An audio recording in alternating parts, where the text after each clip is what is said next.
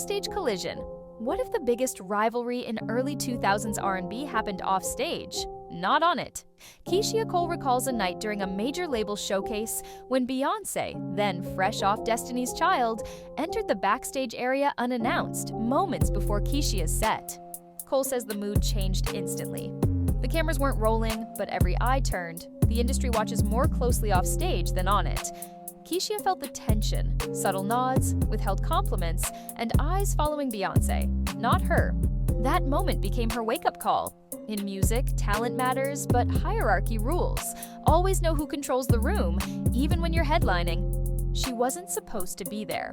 Keisha later revealed that Beyoncé's presence wasn't on the guest list. She wasn't supposed to be there. The event was meant to spotlight up-and-coming solo acts, and insiders say Beyoncé's sudden arrival raised eyebrows. Some saw it as support. Others saw it as strategic interference. Sometimes showing up uninvited says more than staying away.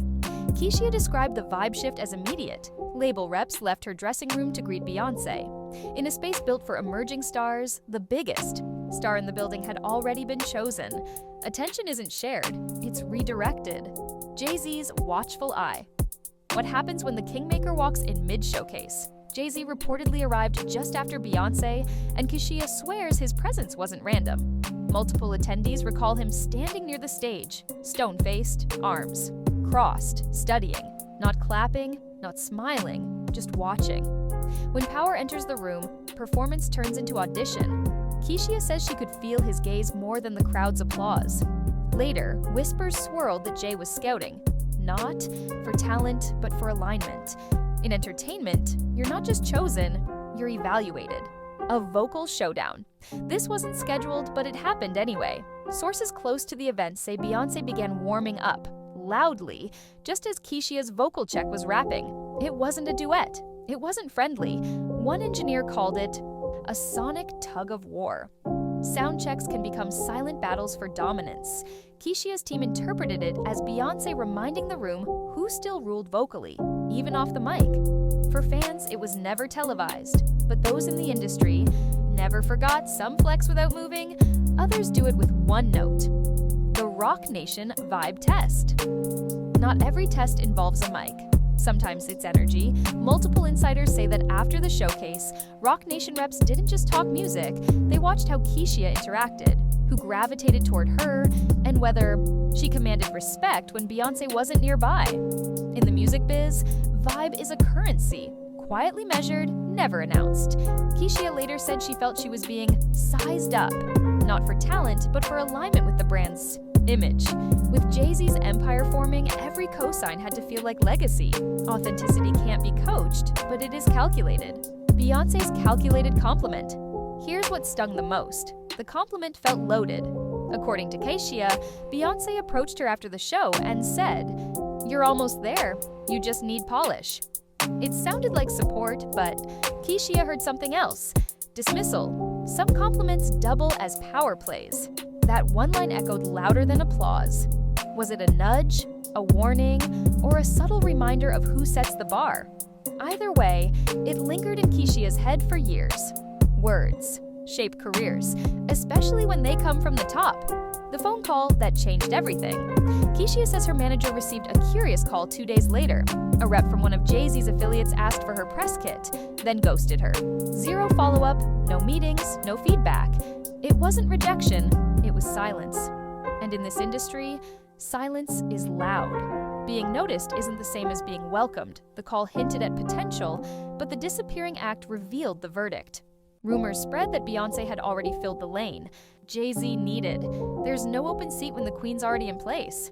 The Houston filter Keisha, an Oakland native, felt she never fit the mold Rock Nation wanted. Some insiders whispered about an unspoken Houston filter, a preference for Southern talent or those tied to Beyoncé's orbit.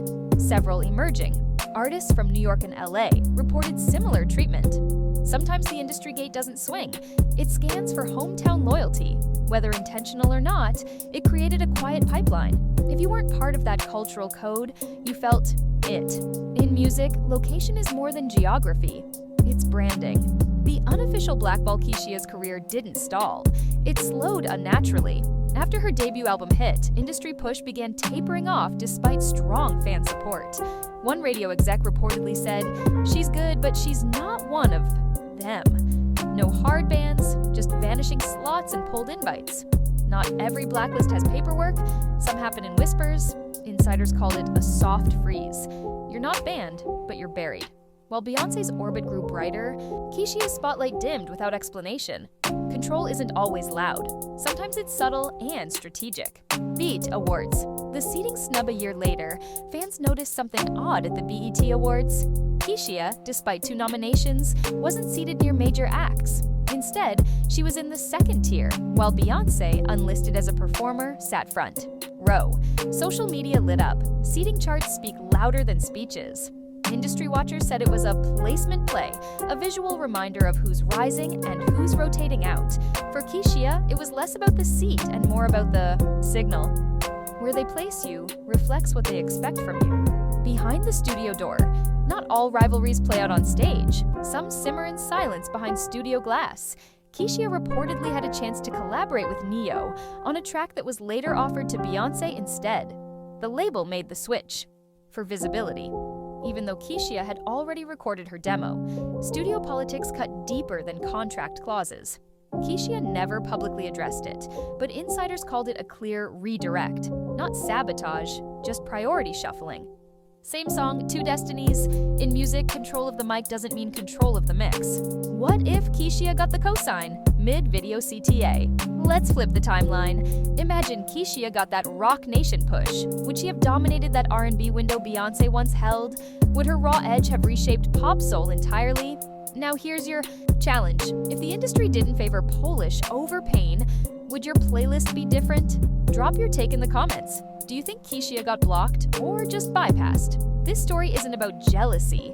It's about what never got the spotlight. The Destiny's Child. Echo, there's a pattern if you listen closely. Keishia wasn't the first to feel the sting of being almost chosen.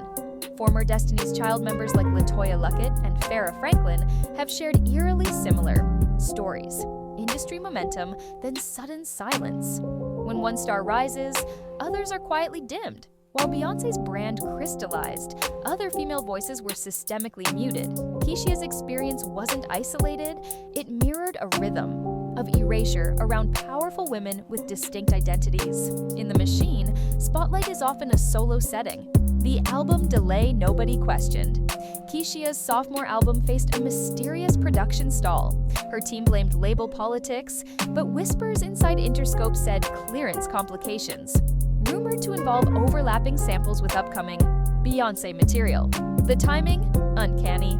Delays rarely happen by accident in this game. When artists share producers or sonic styles, hierarchy dictates priority. Keishia had the vocals, but Beyoncé had the crown.